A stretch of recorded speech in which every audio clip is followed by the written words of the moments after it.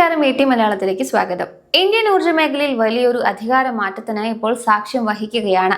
പൊതുമേഖലാ ഭീമനായ NTPCയെ പിന്നിലാക്കി അദാനി പവർ ഇന്ത്യയിലെ ഏറ്റവും മൂല്യമുള്ള ലിസ്റ്റഡ് പവർ കമ്പനിയായി ഉയർന്നിരിക്കുന്നു. 2026 ഏകദേശം 50% കുതിച്ചുചാട്ടം അദാനി പവറിനെ ഇന്ത്യയിലെ ഏറ്റവും മൂല്യമുള്ള ലിസ്റ്റഡ് പവർ കമ്പനിയാക്കി മാറ്റി. കമ്പനിയുടെ വിപണി മൂല്യം 4.24 ലക്ഷം കോടി രൂപയായി ഉയർന്നതോടെ 3.9 ലക്ഷം കോടി രൂപ മൂല്യമുള്ള NTPCയെ മറികടന്ന് അദാനി ഗ്രൂപ്പിലെ ഏറ്റവും മൂല്യമുള്ള കമ്പനിയായി ഇത് മാറിയിരിക്കുന്നു. ശക്തമായ വരുമാന വളർച്ച, വർദ്ധിച്ചു വരുന്ന വൈദ്യുതി ആവശ്യകത, സ്ഥാപന നിക്ഷേപകർക്ക് ഓഹരിയിലുള്ള താല്പര്യം എന്നിവയാണ് ഈ മുന്നേറ്റത്തിന് കാരണമായത്. ഓഹരി വിപണിയിലെ ഈ കുതിച്ചുചാട്ടം അദാനി പവറിനെ അദാനി ഗ്രൂപ്പിലെ തന്നെ ഏറ്റവും മൂല്യമുള്ള കമ്പനികളിലൊന്നാക്കി മാറ്റിയിരിക്കുകയാണ്. സമാന മേഖലയിലെ മറ്റ് കമ്പനികളുമായുള്ള മൂല്യ വ്യത്യാസം അമ്പരിപ്പിക്കുന്നതാണ്.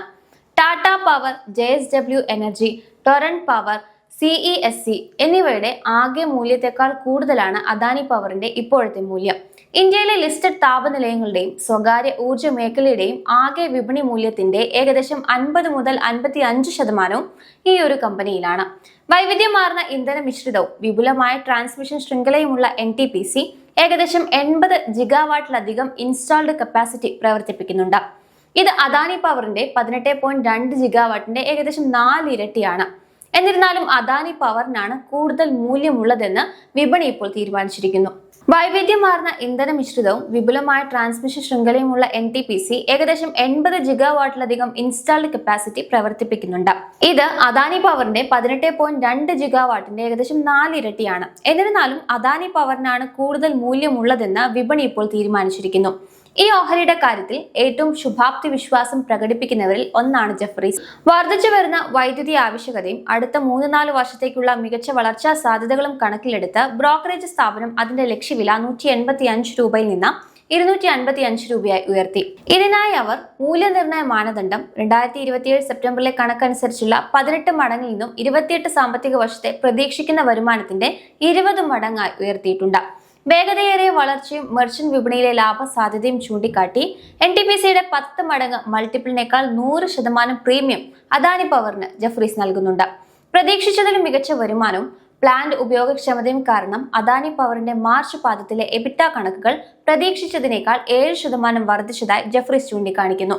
പ്രധാനമായും പുതിയ താപവൈദ്യുത കരാറുകൾ യൂണിറ്റ് മുൻപത്തെ 5.5 രൂപയ്ക്ക് താഴെ എന്ന നിരക്കിൽ നിന്നും ഏകദേശം 6 രൂപയ്ക്ക് അടുത്തുള്ള നിരക്കിലാണ് ഒപ്പിട്ടിരിക്കുന്നത്. ഈ മാറ്റം 2028-30 സാമ്പത്തിക വർഷങ്ങളിൽ കമ്പനിയുടെ ലാഭക്ഷമത ഗണ്യമായി വർദ്ധിപ്പിക്കുമെന്ന് ബ്രോക്കറേജ് വ്യക്തമാക്കുന്നുണ്ട്. ഉൽപാദനശേഷിയുടെ കാര്യത്തിൽ വലിയൊരു കുതിച്ചുചാട്ടമാണ് കമ്പനി ലക്ഷ്യമിടുന്നത്. നിലവിലുള്ള 18.2 ജിഗാവാട്ടിൽ നിന്നും 2030 31 ജിഗാവാട്ടായും 2032 42 ജിഗാവാട്ടായും ശേഷി ഉയർത്താനാണ് മാനേജ്മെന്റ് ലക്ഷ്യമിടുന്നത്.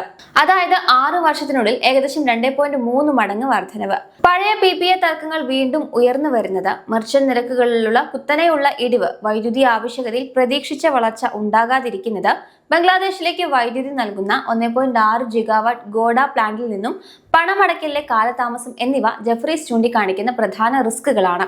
അദാനി പവറിന്റെ കുതിപ്പിന് പിന്നിലെ പ്രധാന ഘടകങ്ങൾ operating leverage, merchant power exposure, പിന്നെ താപവൈദ്യുത ആസ്തികളുടെ വിപണി മൂല്യത്തെ മാറ്റിമറിക്കുന്ന ഘടനാപരമായ ആവശ്യകത എന്നിവയുടെ സംയോജനമാണ്. ഇന്ത്യ ഇപ്പോൾ വൈദ്യുതി ആവശ്യകതയുടെ ഒരു വൻ കുതിച്ചുചാട്ടത്തിന് സാക്ഷ്യം വഹിക്കുകയാണ്. റെക്കോർഡ് ചൂടും ആർട്ടിഫിഷ്യൽ ഇന്റലിജൻസും ഡാറ്റാ സെന്ററുകൾ എന്നിവയുടെ വളർച്ചയും വ്യവസായ വിപുലീകരണവും വ്യാപകമായ വൈദ്യുതീകരണ പ്രവണതകളും പവർ ഗ്രിഡിന് വലിയ സമ്മർദ്ദം നൽകുന്നുണ്ട്. ഈ സാഹചര്യത്തിൽ പണ്ട് ഒഴിവാക്കപ്പെടാൻ സാധ്യതയുള്ള ആസ്തികളായി കരുതിയിരുന്ന താപവൈദ്യുത നിലയങ്ങൾ ഇപ്പോൾ ഒരു തന്ത്രപരമായ അനിവാര്യതയായി വീണ്ടും മാറുന്നുണ്ട്. ഈ മാറ്റത്തിന്റെ ഏറ്റവും വലിയ ഗുണഭോക്താക്കളിൽ ഒന്നാണ് അദാനി പവർ. കമ്പനിയുടെ പ്ലാൻ ലോഡ് ഫാക്ടറുകൾ അഥവാ പ്രവർത്തനക്ഷമത ഏകദേശം 75-85%. ഇത് NTPCയുടെ 70 മുതൽ 77%ത്തേക്കാളും മറ്റ് സ്വകാര്യ കമ്പനികളെക്കാളും വളരെ കൂടുതലാണ്.